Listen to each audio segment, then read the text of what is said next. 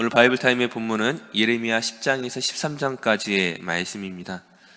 그 중에서 예레미야 13장에 나오는 오늘 그 두 가지의 비유를 통하여 하나님께서 이스라엘을 향한 그 경고의 말씀을 우리가 함께 살펴보고자 합니다. 먼저 첫 번째 비유는 뱃띠, 곧 허리띠를 소재로 한 비유의 말씀입니다. 하나님께서 예레미야에게 어떤 것을 명하셨는지 우리 1절 말씀 다시 한번 읽도록 하겠습니다. 우리 예레미야 13장 1절 말씀 함께 읽겠습니다. 여호와께서 이와 같이 내게 이르시되 너는 가서 뱃띠를 사서 내 허리에 띠고 물에 적시지 말라 하시기로. 이것이 의미하는 바가 무엇입니까? 이것은 유다 백성이 처음에 하나님께서 선택하신 곧 물에 젖지도 않은 곧 깨끗한 언약 백성이었음을 보여주고 있는 것입니다. 하나님께서 예레미야에게 말씀하시기를 그 허리띠를 자기의 허리에 두르게 하시고 그리고 또다시 어떤 명령을 내리십니까? 4절 말씀에 보시게 되면은 그 허리띠를 가지고 유브라데로 가서 그것을 바위팀에 숨기라고 말씀하십니다. 이제 예레미야가 그 말씀대로 순종하니까는 또다시 명령하시죠. 그 6절 이하의 말씀에서 그 허리띠를 가져오게 하십니다. 근데 그 사이에 허리띠가 어떻게 되었습니까? 완전히 썩어버려서 다시는 사용할 수 없는 상태가 되었습니다. 이제 이것이 주시고자 하는 메시지가 무엇이라고 말씀하십니까? 8절 이하에서의 그 말씀을 보시게 되면은 그 유다와 예루살렘의 그 교만의 죄로 말미암아 그들이 하나님과 멀어지게 되었고 더 이상 그들을 쓸 수 없게 되었다라고 지금 말씀하고 있습니다. 그들이 하나님의 말씀 듣기를 거절하고 그 마음에 완악한 대로 행함으로 인해 그 썩은 허리띠처럼 쓸모없는 존재가 되어 더 이상 그들이 나에게 속하지 않은 존재가 되었다라고 경고하시는 것이죠. 하나님께서 이스라엘을 선택하시고 언약 관계를 맺으신 것은 그들을 통하여 하나님께 영광을 돌리게 하시기 위함이었는데 이스라엘이 하나님의 그 계획에 부합되지 못한 영광과 상관없는 삶을 살았음을 말씀하고 있는 것이었습니다. 하나님의 영광에 참여할 수 있는 그 축복을 스스로 차버렸다고 말씀하고 있는 것이죠. 이처럼 하나님의 선택하심을 입은 자라도 하나님의 뜻과 상관없이 살아갈 때에 그 말씀에 순종하지 않을 때에 멸망의 길로 갈 수밖에 없음을 우리 이 말씀을 통해 확인할 수가 있습니다. 그런 점에서 우리가 하나님의 은혜를 입고 하나님의 자녀가 되었지만 과연 우리는 어떠한 삶을 살아가고 있는지 우리 스스로를 돌아봐야 하는 것이죠. 만약 우리가 이스라엘의 그 교만을 답습한다면 하나님이 기뻐하지 아니하시는 그런 삶을 살아간다면 우리가 언젠가 하나님의 심판대 앞에 서게 될 때에 부끄러워지게 될 것입니다. 이스라엘은 항상 자신들이 선민임을 자랑하였지만 과연 선민이란 무엇입니까? 하나님의 백성으로 선택받았다는 것이 무엇입니까? 그것은 그들의 우월감을 위해 주어진 것이 아니라 하나님 앞에서의 그 책임의식과 거룩한 삶, 사명으로 나아갈 수 있도록 부름받았다는 것이죠. 하나님의 사명은 생각하지 아니하고 오히려 자신들을 더 낮게 여기고 다른 이방인들을 차별하고 교만하게 대했을 때에 그들에게 주어진 그 영광을 스스로 잃어버리게 된 것입니다. 마찬가지로 오늘 저와 여러분이 하나님의 자녀가 되었습니다. 하나님의 그 거룩한 삶과 책임과 사명이 있는 것이죠. 내가 다른 누구보다 더 뛰어나다가 아니라 다른 사람을 섬기며 그들을 예수님께로 인도하기 위한 그 거룩한 책임과 사명으로 부름받았음을 우리가 이해하지 못한다면 우리는 하나님께 단단하게 메어진 허리띠가 아니라 썩은 허리띠가 될 수도 있음을 우리는 이 경고의 말씀으로 살펴봐야 할 것입니다. 이어서 두 번째 비유의 말씀을 한번 살펴보겠습니다.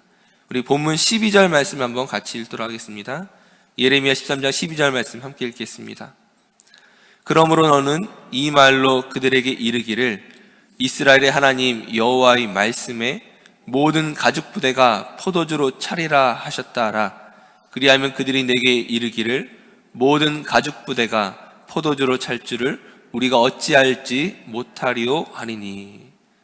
지금 가죽 부대가 포도주로 가득 찰 것이다라는 이 메시지에 대해서 이스라엘 백성들은 가죽 부대에 포도주가 차는 것을 누가 모르겠느냐, 왜 우리가 이것을 알지 못하겠느냐라고 되묻고 있습니다. 하지만 하나님의 뜻이 무엇이었습니까?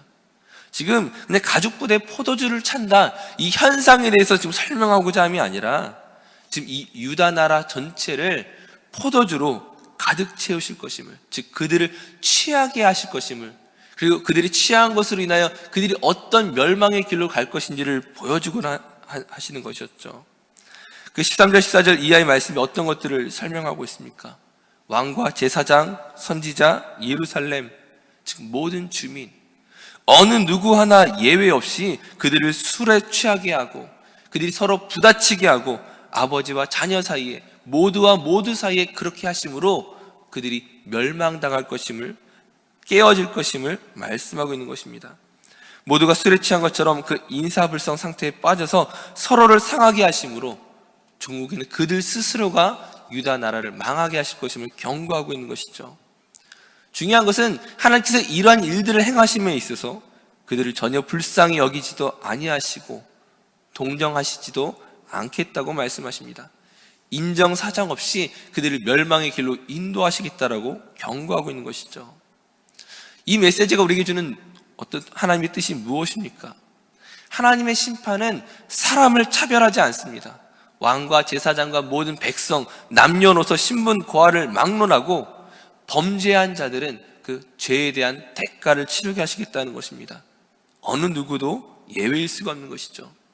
그러니까 하나님의 심판이 결정되면, 그리고 그 심판이 집행되고 나면은 불쌍히 여기거나 동정할 여지가 들어갈 틈이 없다는 것이죠.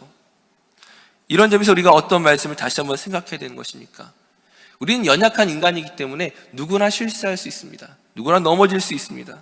하지만 그런 우리를 향하여 하나님이 경고의 말씀을 주시는데, 그 경고를 듣고 내가 돌이키면, 회개하면 하나님의 기회와 은혜를 얻게 되겠지만, 그 경고에도 불구하고 우리가 교만함으로 그 경고를 무시하고 듣지 않는다면, 우리가 그 어떤 신분과 지위와 열심과 얼마나 많은 일들을 행했다 할지라도 그 처벌에서 벗어나지 못하게 된다는 것이죠.